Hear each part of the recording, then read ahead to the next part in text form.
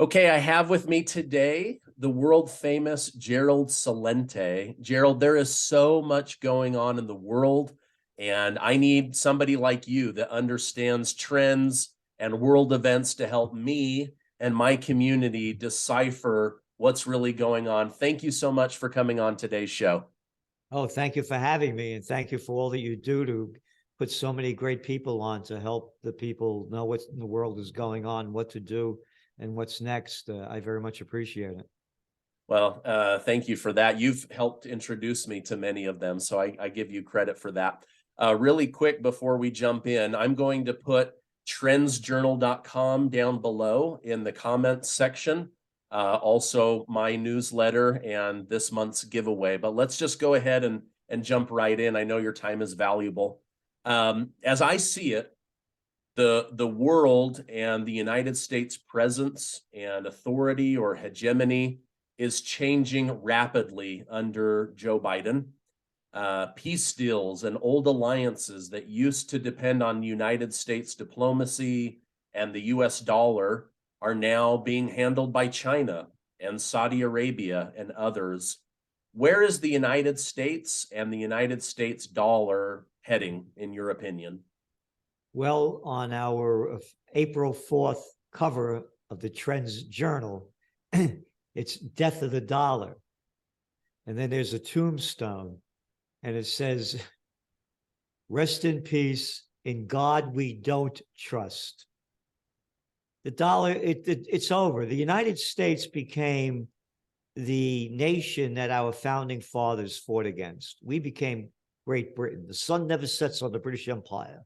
We'll kill people all over the world to steal what we want to steal in the name of nobility.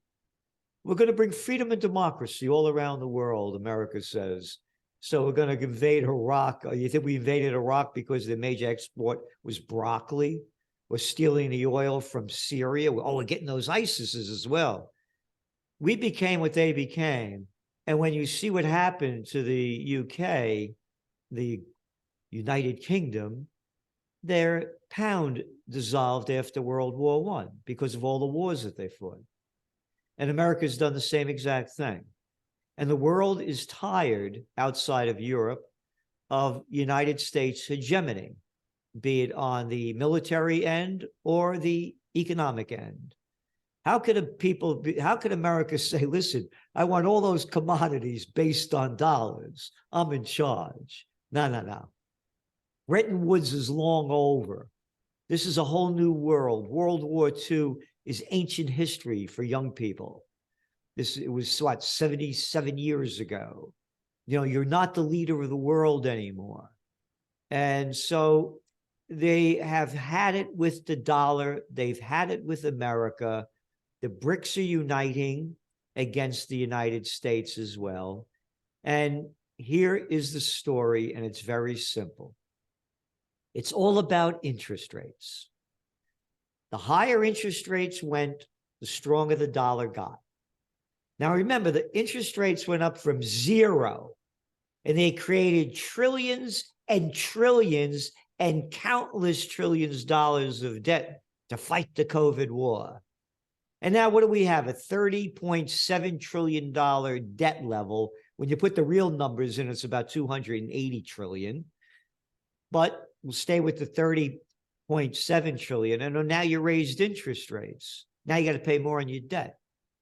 So going back to the dollar went up because interest rates went up. When interest rates go up, the dollar is going to go down, and it's going to be the beginning of the end of the dollar. And our forecast is gold prices are going to spike above $2,200 an ounce. Because the only reason gold is down is because of the dollar. Okay. Yeah, I pointed out to my community just yesterday that since I started talking to them more regularly about gold, it was at $1,650 an ounce. It just crossed 2,000 an ounce.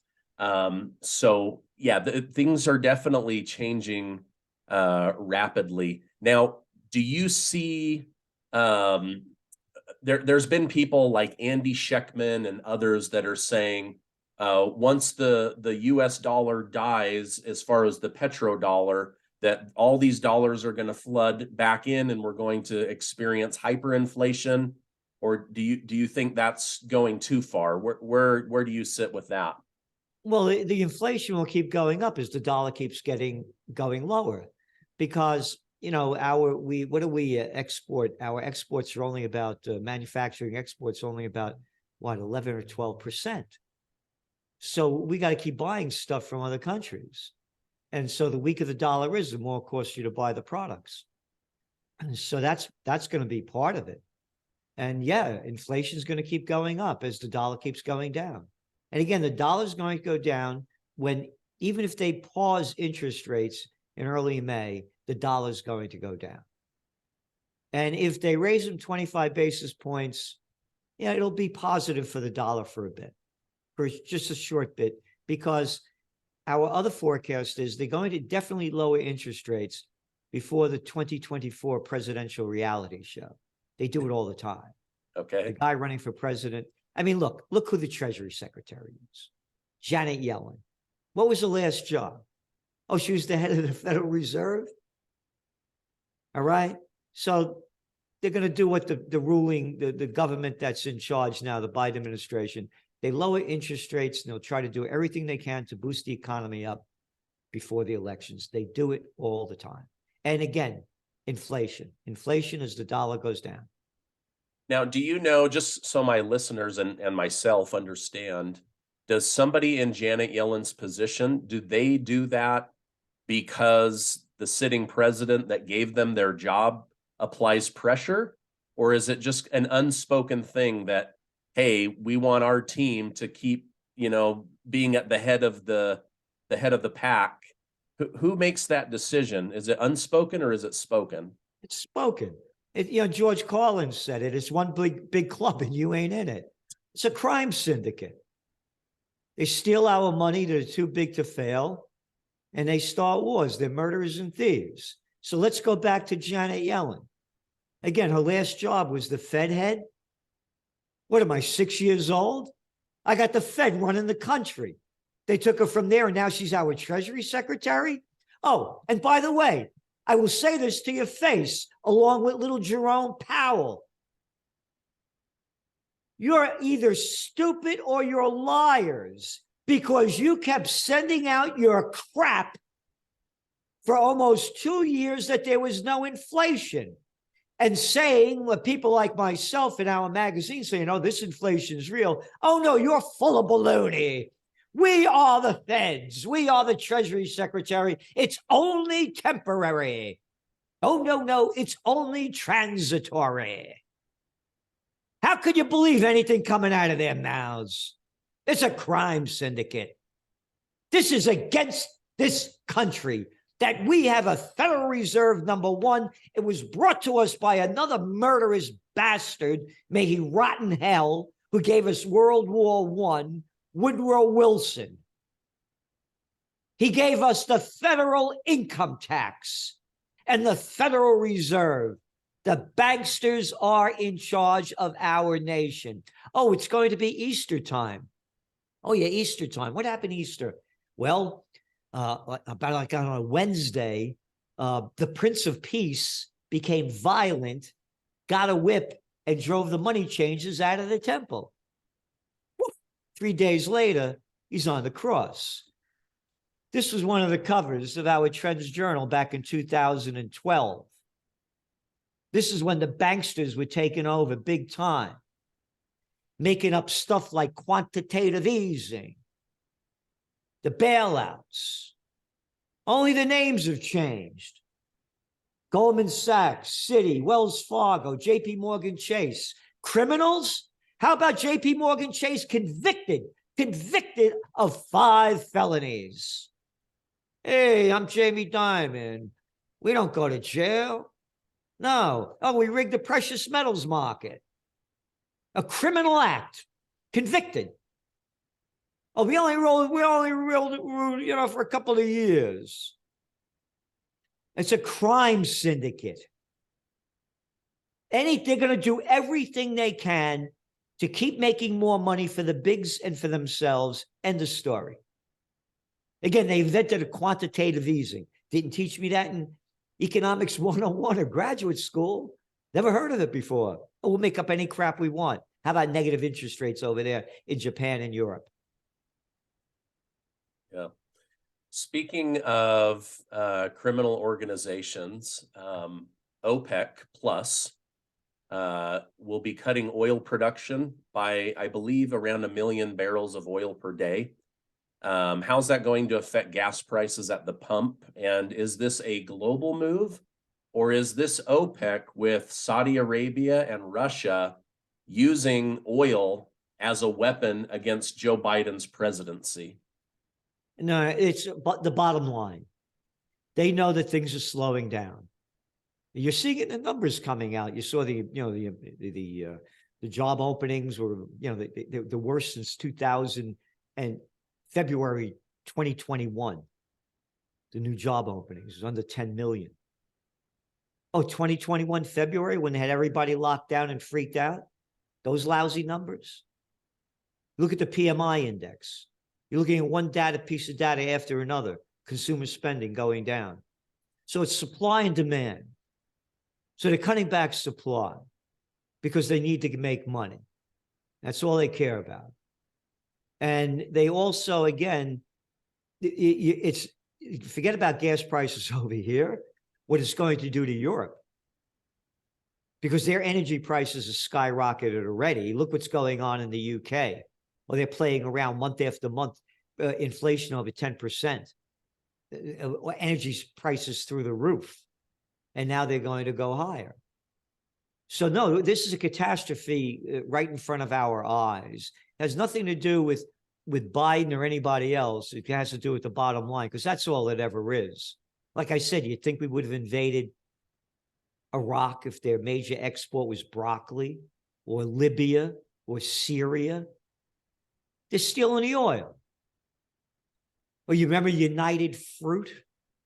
Oh, yeah, we got to get that guy out of there in Guatemala. He's trying to say that United Fruit doesn't own all their country. Why, how dare you? It's just a different product at a different time. It's been going on for centuries. Yeah. The Silk Road, the same thing. Yeah, absolutely. Well, I know that, that the gas prices going up were one of the number 1 contributors to this 40-year high inflation. This particular administration seems very hell-bent on eliminating fossil fuels, not allowing us to pump as much at home. There's bad feelings between Prince Mohammed bin Salman and Joe Biden personally. And so I'm just trying to connect the puzzle pieces for people in my community. Going back to Janet Yellen, who used to have Jerome Powell's job, right? So they stick her here under Obama. She does a terrible job. And now they're like, let's bring her back, right? And now we have Jerome Powell. They're both, like you say, they're both telling us everything's going to be okay. The dollar will stay strong. Interest rates, we have to raise them, or else, the country will collapse. We'll have hyperinflation. Do you believe that they have the banking crisis under control? We know they haven't tamed inflation, but should my viewers expect to see more fear and worry in the banking sector, or is most of the big damage that could have happened, is that behind us? Let's go back to the quote from Jamie Dimon, the CEO of JP Morgan Chase, on Monday, April 3rd. He goes on to say that the banking crisis is not over, and will, quote, cause repercussions for years to come. That's from the top bankster in the United States. What no one is talking about, that we've been warning now, again, what we do with the Trends Journal is we give in-depth analysis trends analysis and trend forecast of geopolitical and socioeconomic current events. We say what's going on, what it means, and what's next. So now, going back to Jamie Dimon saying repercussions for years to come. What no one is talking about, and we've been talking about for 3 years, is the office building bust. As of February 4th, according to Castle with a K, the office occupancy rate in the United States is 49%. You think the Silicon Valley Bank was something? Nah. Oh, it was huge. Nothing compared to what's going to happen. So here's the deal. You have a 49% occupancy rate. The economy's going down. I'm a tenant. Let's say I have 12 floors. I got people coming in 2 or 3 days a week. Rather than sitting in their ugly little stupid pod, now they're working from home. When they locked down everybody, people were saying to themselves, holy, I've been commuting an hour and a half each way. I'm getting up at 5 in the morning. I'm not doing this anymore. Now, I'm the employer. I don't need all these floors anymore, and I can't afford it. Business is down. Now, I'm the owner of the building. I just lost a bunch of tenants. Oh, and it was overbuilt before this. We were talking about offices being overbuilt in 2019. The COVID war began in January 2020. Now, these revolving loans, interest rates are up. Now I got to pay more on my loan as the people that own the building, as I'm losing tenant after tenant after tenant. How am I going to pay my bank loan? You're not. It's going to bank here, take the building. Oh, we're going to turn them into housing. Oh, yeah? Look at the data. According to the data, buildings built in the last 50 years are non-convertible to apartments. Now, let's look at all the businesses that used to depend on commuters in the 10 largest cities, because that's the number from 49%. Now they're not coming in anymore. Dry cleaners are drying out. Hey, remember Friday used to be happy hour? No more. That's the least day of the week that people are going back to work on Friday. They don't want that longer weekend. We have a crisis coming here that no one is talking about. No one. And when they do write about it, they only put a little bit of statistics into it, and they kind of fudge it out. So when Jamie Dimon says that repercussions for years to come, you got it. The banking bust has just begun. Do you think most of that will come from businesses and business owners defaulting, or just not renewing their contract once their lease is up? Both. Okay, so it doesn't even matter. A lot of subleasing going on. There's subleasing to get out and giving it away for hardly anything. And then again, their lease is up. Leases are coming up. My lease is up. I'm not renewing it. And again, the owners of the buildings, what are they going to do? Again, you have a 49% occupancy rate, half of what it used to be, and it was overbuilt before. And yeah, some companies want their employees to come back, but the other ones are saying, let's stay home. Listen, I have people coming in 3 days a week. I could care less, as long as they do their job. Yeah. And we didn't do it for that. We did it because it's an hour drive. And I said, stay home 2 days a week. I don't want you coming in that far. But not because of the COVID crap. You know, we didn't do it for that. So, but I'm saying it's a different world. It's a Zoom world. And again, look at what the office is. Who the hell wants to work in a cubicle? Who the hell wants to be in a cubicle? Yeah. Okay. Well, this is important because the banking crisis is not ending, it's beginning. Yep. like people who have traditionally invested in REITs, specifically commercial REITs, they need to be aware that that is not possibly going to be a path forward. And once people start to default, that's when things break loose. You see layoffs, you see people tighten their spending, you see marketing departments dry up. I mean, just that one thing will send out ripples in 1,000+ directions. So that's one of your big predictions then. Oh, yep. And you mentioned about the REITs. The REITs are rigged anyway in so many ways. They get, a bunch of doctors to come in and medical firms, and they say the rent is going to be X amount of dollars, which is about, let's say, $10 a square foot higher than the whole any place around it, but they get a piece of the building, and then they keep raising the rents, but they own the building. It's a whole thing. These things are rigged. The REITs, to not all of them, and I'm not saying it, but I'm saying a lot of them are, and I know one personally that is. And so again, by the way, we don't see a housing bust. Okay. Unless there's, a wild card of some unimaginable, calamity. Yeah, prices are going to go down, but nowhere in terms of what happened during the panic of 08. And again, you think about the price inflation.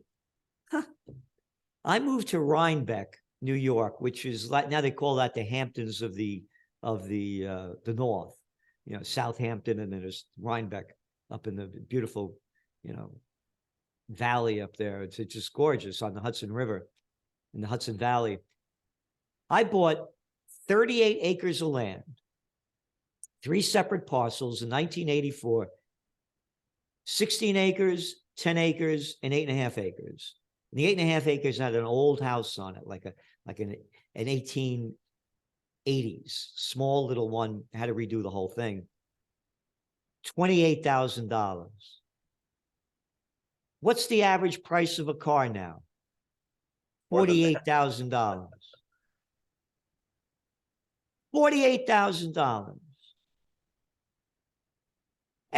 So when we're talking about inflation going down, the crap that they're putting out there, look where we are.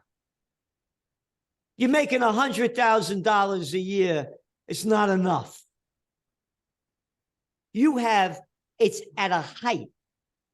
18 to 29-year-olds living with their parents, higher than it was during World War II and the Great Depression. When I was 18 years old, I'm out of here, No more. Can't afford it. Yeah. So when we talk about inflation, and they keep coming, inflation numbers are coming down. Yeah, coming down from what?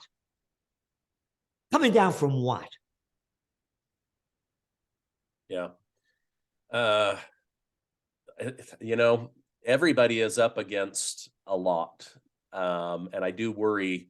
I worry for the older population, which is heavily dependent on Social Security.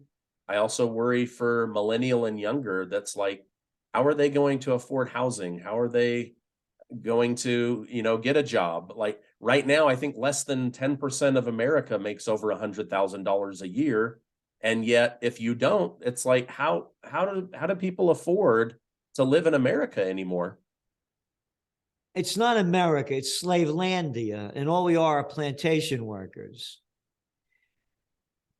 Look at the people that have run and ruined our lives. Who's your favorite one?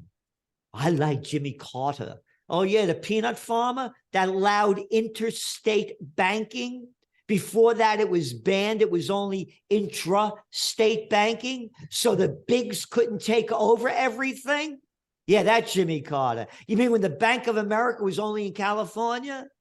And now they're all over America? Yeah, that one. And there used to be loads of local banks that don't exist anymore. How about Bill Clinton? The deregulation of the Federal Communications Act. Thousands of independently owned radio stations and TV stations and newspapers. No more. The 5 own 92% of the mainstream media. When I was a young man, there were drugstores, stationery stores, hardware stores, grocery stores. No more. We only got chains. You want to see how low America is sunk? How about Dollar General? I went into one of those places. Holy crap, what a dump. What a dump. And crap piled up everywhere. Hey, Celente, there's only about 20,000 of them in America. The bigs have taken over everything because they killed the Robertson, the Sherman Antitrust Act, the Clayton Antitrust Act, the Robertson-Patman Act. They destroyed them all because they're slime. What do you think they'd pay a Bill Clinton and Hillary Clinton $153 million in speaking engagements up until 2016? You can hear them bullshit for free. It's called payback. The Goldman Sachs gang, one after another. I used to do speeches all over the world. De Beers, Citigroup, you name them, DuPont. You know what I used to get at the height? $25,000. They get $500,000. For what? I'm giving them trend forecasts, trends analysis, saying which parts of the business are going to go up, which parts are going to go down. They changed all the regulations. Morons and imbeciles call the money the politicians get campaign contributions. Hey, you got some. They're bribes and payoffs. You got it? And you buy these guys out for nothing because they're witless little idiots. They're the morons and imbeciles in high school and college that wanted to be class president.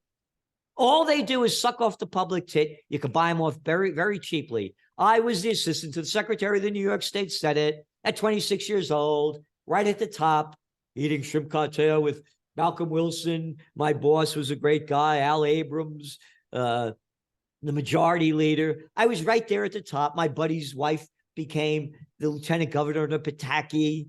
I know what it looks like.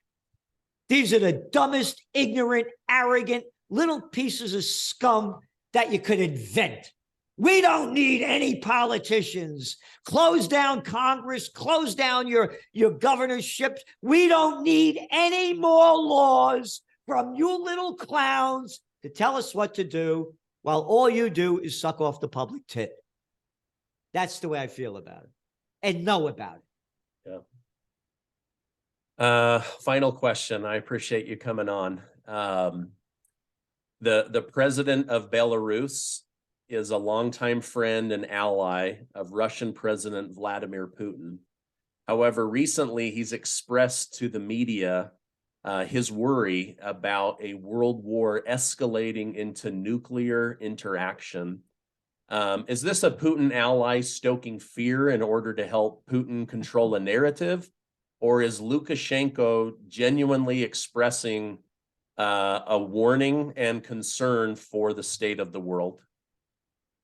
He's expressing what we wrote about in the Trends Journal about 7 months ago, that we are on the verge of nuclear annihilation.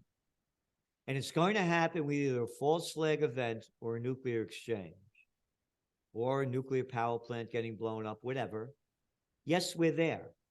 World War II is not ancient history. It's only 77 years ago. World War I's not ancient history. Look how much of Europe was destroyed. Look at the millions of people that were killed.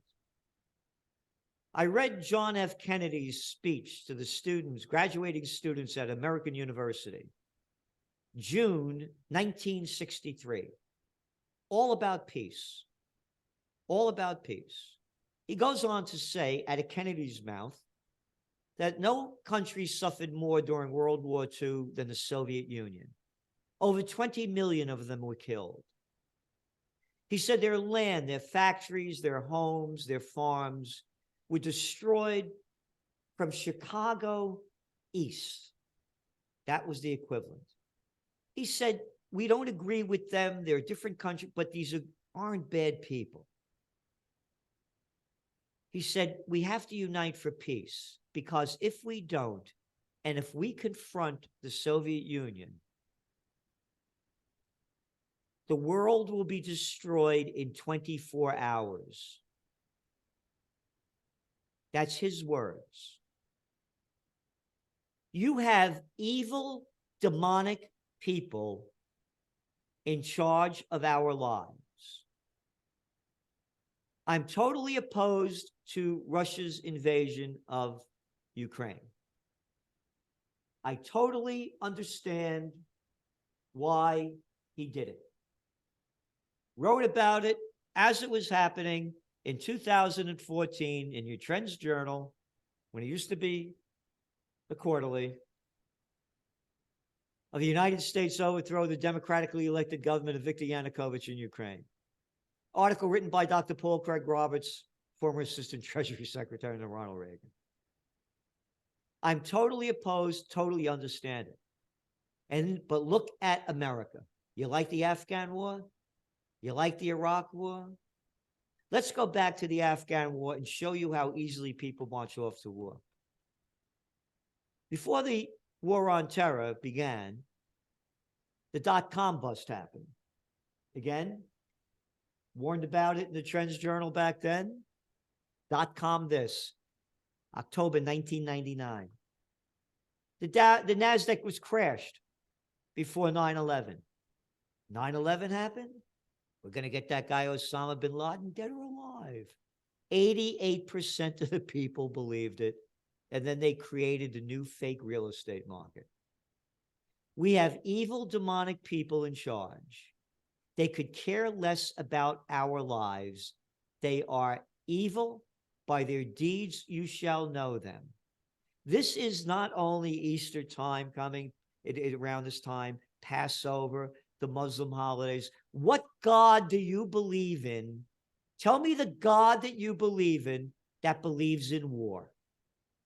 I'd like to know which one. And again, I'm not a pacifist. I used to teach close combat for many years. I only will attack the attacker. I have no business what's going on in Ukraine.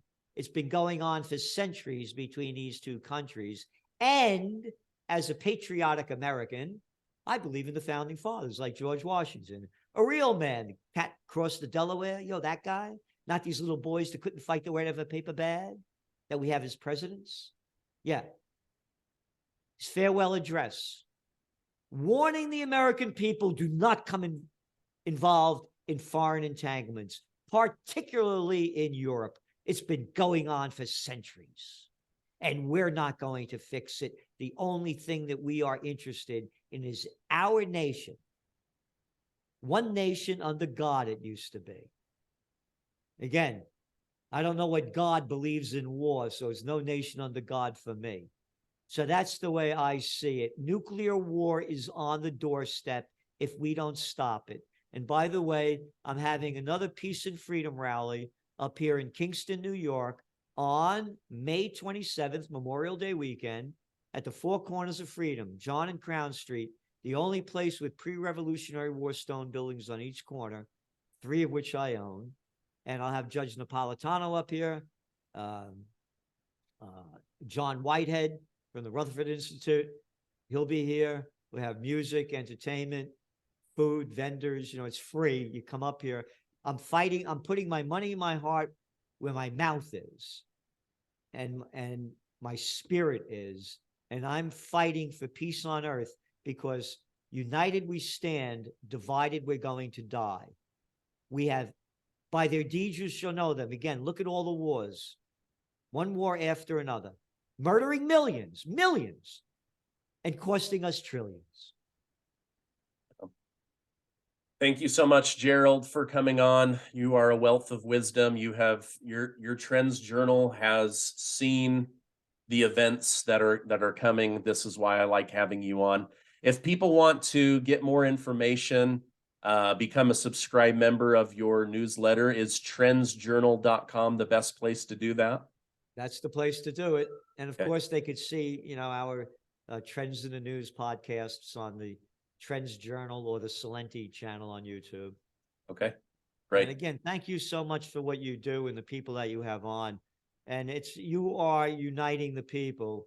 And it does not take a majority to prevail, but rather an irate, tireless minority, keen on setting brush fires of freedom in the minds of men, said Samuel Adams.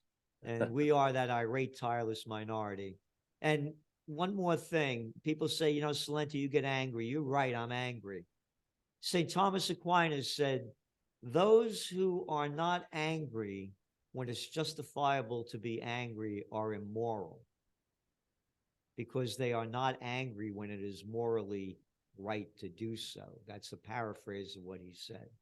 Yeah. So I'm angry at the murderous thieves that are destroying life, liberty, and the pursuit of happiness. George Washington's farewell address, he mentions happiness several times. It's never a word repeated anymore. Happiness is a dirty word in what's happened to America. And I want to bring that life, liberty, and the pursuit of happiness back in every way I can. And everybody should be doing the same thing in any way you can. Help those who need help. Do what you can do in a positive way and get in the best shape you can, physically, emotionally, and spiritually, because we are in the fight of our lives. Great. Thank you so much. Have a great rest of your day.